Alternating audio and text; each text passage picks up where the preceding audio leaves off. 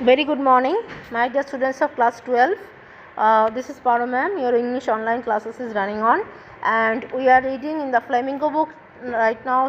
Started the new chapter number 3, Deep Water by William Douglas. आज हम लोग chapter number 3 NCERT CBSE का जो फ्लेमिंगो बुक है उससे चैप्टर नंबर 3 की शुरुआत करने जा रहे हैं, जिसका नाम है डीप वाटर और लेखक है William Douglas. So beginning the chapter, before going to the explanation, we need to know about the narrator. तो राइटर के बारे में हम लोग थोड़ा जानकारी लेंगे. And that is William Douglas. 1898 to 1980 is his birth and died years. Was born in Maine, Minnesota. After graduating with a Bachelor of Arts in English and Economics, he spent 2 years teaching in high school in Yakima. Yakima is a city of under USA. America Washington का एक जगह है छोटा सा जिसको बोला जाता है याकिमा. ठीक है, तो वहाँ पर उन्होंने अपना ग्रेजुएशन कंप्लीट करने के बाद बैचलर ऑफ आर्ट्स लेके पढ़ाई लिखाई किए थे, जिसमें इंग्लिश और इकोनॉमिक्स में बहुत ज़्यादा ज्ञान प्राप्त किए थे. However he got tired of this and decided to pursue the legal career. लेकिन सिर्फ पढ़ाई लिखाई से ही डिग्री बढ़ाने में वो ज़्यादा इंटरेस्ट नहीं दिख पा रहे थे, तो वो कहीं थक चुके थे और उन्होंने अपनी ज़िंदगी में आइन मतलब कानून का रास्ते को चुन लिए थे. लीगल कैरियर शुरू करेंगे. He met Franklin D Roosevelt at Yale and become an advisor and friend to the president. हम लोग पता है अमेरिका के जितने भी प्रेसिडेंट का नाम सुना है, बिल क्लिंटन, ओबामा, अभी है ट्रम्प, तो जो भी है, अभी ट्रम्प के बाद भी कोई आया, याद नहीं आ रहा है मुझे, तो उससे पहले तब अमेरिका का प्रेसिडेंट रहा करता था कौन, रूजवेल्ट. तो वो रूजवेल्ट के पास जाते हैं और बहुत अच्छा रूजवेल्ट का एडवाइज़र बन जाते हैं, परामर्श देने वाला, और दोनों में काफ़ी ज़्यादा अच्छा दोस्ती भी हो जाती है. Douglas was a leading advocate of individual rights. Douglas क्या करने के लिए कानून को अपना लिया, अधिकार के लिए, मतलब मानव अधिकार के लिए वो लड़ना शुरू किया, अपने ज़िंदगी का काम मैंने अपना कैरियर को बनाना. ही रिटायर्ड इन 1975. 1975 को वो रिटायर होते हैं with a term lasting 36 years and remains the longest service justice in the history of the court.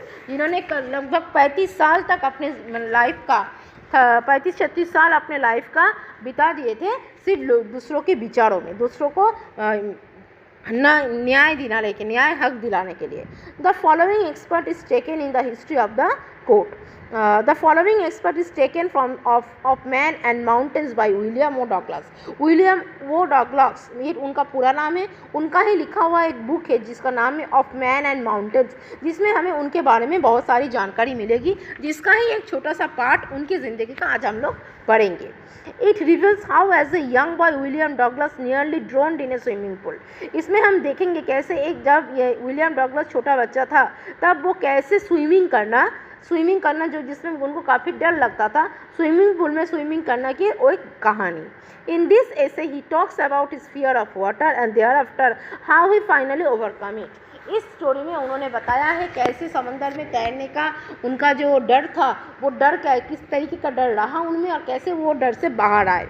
Notice how the autobiographical part of the selection is used to support his discussion of fear. यानी ये जो उनका आत्मजीवनी हम लोग पढ़ेंगे, इसमें हम यही देखेंगे कि डर को कैसे उन्होंने ख़त्म करके आगे की तरफ उनकी ज़िंदगी को बढ़ाए थे, जो कि लास्ट में एडवोकेट भी बने थे, जस्टिस बने थे, जज बने थे, और सिर्फ 36 ईयर्स लोगों को न्याय दिलाने के काम में लगा था. लेकिन यही लड़का जब छोटा था तब उनकी ज़िंदगी में क्या क्या घटना आई थी, किस किस चीज़ में उनके अंदर डर था, वो सब हम लोग पढ़ेंगे. Notice this words and expression in the text, in fact there meaning from the text. कुछ वर्ड मीनिंग्स दिया गया है, उसको हम लोग एंड ऑफ द एक्सरसाइज हम लोग इसको करेंगे. Now we will go to the explanation. It had happened when I was 10 or 11 years old. ये तब का घटना है जबकि मैं 10 या 11 साल का हूँ. मैं कौन, विलियम डॉगलस.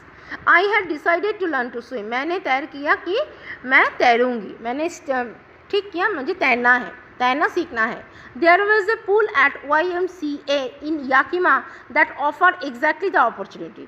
मैंने इससे पहले भी आप लोग को बोला याकिमा कहाँ का है, अमेरिका का जो वाशिंगटन जगह है, वाशिंगटन का एक जगह का नाम है, पर्टिकुलर एरिया का नाम है Yakima.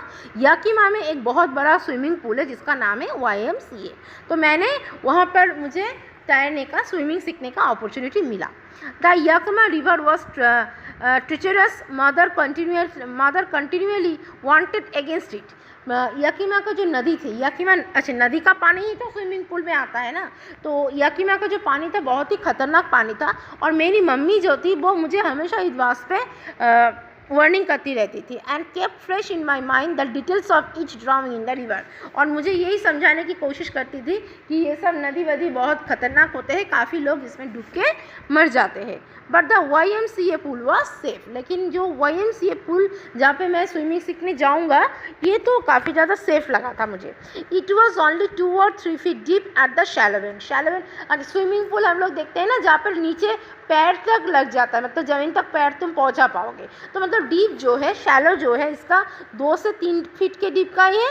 And while it was 9 feet deep at the other, लेकिन बीच का जो पानी है, जो बीच का पानी होता है वो 9 feet गहराई का है.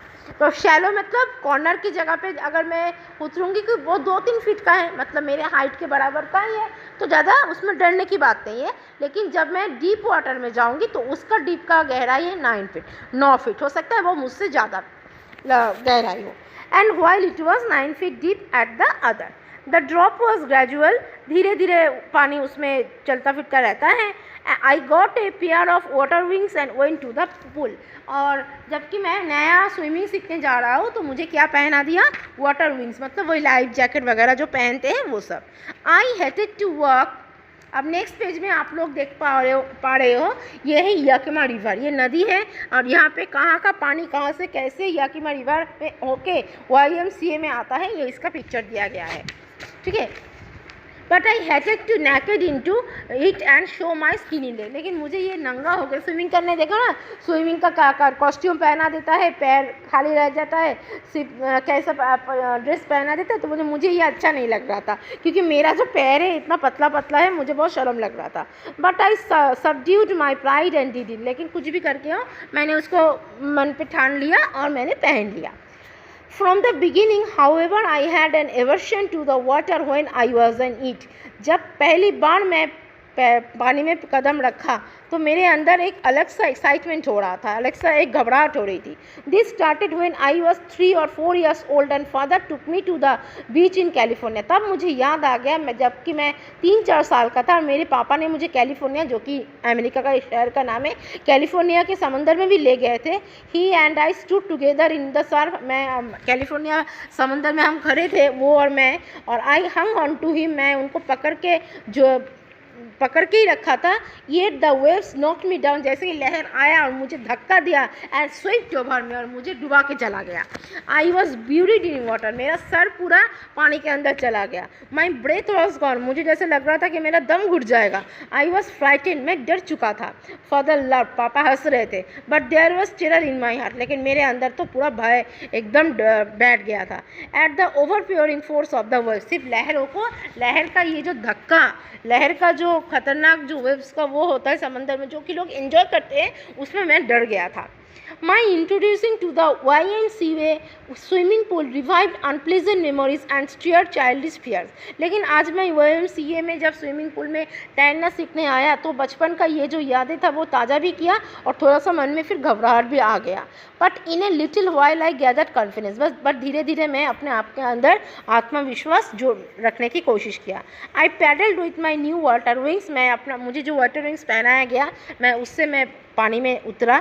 वॉचिंग द अदर बॉयज, मैं दूसरे लड़के को भी देखा. And trying to learn by aping them, जैसे वो लोग कर रहे थे स्विमिंग के एक्टिविटी, मैं उन लोग को नकल कर रहा था. I did this 2 or 3 times on different days and was just beginning to feel at easy in the water when the misadventure happened. और लगातार 2-3 दिन में वही करता रहा, दूसरे लड़कों को देखता रहा कैसे वो लोग करते हैं, और धीरे धीरे मन के अंदर का जो डर था, जो कि वो स्विमिंग पर समंदर का डर जो मेरा था 3-4 साल का, वो कहीं ना कहीं थोड़ा थोड़ा मैं दबा लिया और एडवेंचर को अपनाना शुरू किया था. I went to the pool, मैं पूल पे उतरा. When no one else was there, लेकिन उस टाइम और कोई नहीं था. द प्लेस वॉज क्वाइट, पूरा चारों ओर शांत था. द वाटर वॉज स्टिल, पानी भी पूरा शांत शांत ठहर गया था। And the tiled bottom was as white and clean as bathtub, और पानी देख के ऐसा शांत था, पानी का कोई लहर वहर नहीं था, तो ऐसा लग रहा था जैसे कि बाथरूम में बाथटब होता है ना लंबा, और उसमें पानी भर दो तो जैसा ऐसा लग रहा था आज मुझे YMCA का pool. I was timid about going in alone, मैं अकेला शांत वहीं पर खड़ा था। So I sat on the side, कोई किसी और बच्चे को बिना देखे तो मैं दूसरे जगह पे एक कॉर्नर पे मैं तालाब के कॉर्नर पे मैं बैठ गया to wait for the others, ताकि दूसरा कोई आए और मैं उन लोगों को देख पाऊँ। I had not been there long when in came a big bruiser of a boy, जब तक मैं वहाँ पर बैठा था तभी अचानक एक बड़ा सा लड़का वहाँ पर आया, प्रोबेबली 18 ईयर्स और लगभग वो 18 साल का लड़का होगा। ही हैड थिक हेयर, उसका बाल बड़े बड़े घने घने बाल थे, ऑन हिज चेस्ट, मतलब इतने बड़े बड़े बाल छाती तक, मतलब सीने तक उसका बाल बाल था। He was a beautiful physical specimen, उसका जो शरीर का आकार था बहुत ही स्ट्रेंथफुल था, बहुत ही सुंदर था। With legs and arms that showed rippling muscle, एकदम मसल मैन जैसा लग रहा था। ही येल्ड हाई स्किनी, वो मुझे बोला हाई स्किनी, मतलब और संबोधन किया मुझे बोल के, क्योंकि मैं वो स्किन विंग्स पहना था ना costume. How would you like to be duck, क्या करोगे तुम यहाँ पर आके डक के जैसा तैरोगे, मतलब डक क्या है, बतख, बतख की तरह क्यों बैठे हो यहाँ पर, ऐसा बोल के मुझे वो पूछा। So this is the first part, tomorrow we will go get back to the second part. धीरे धीरे पढ़ेंगे तो कंसेप्ट धीरे धीरे क्लियर होगा। And you people please read the first passage, if have any doubts you can underline and send me the line in the WhatsApp number. I will understand you again. Have a nice day and goodbye my student.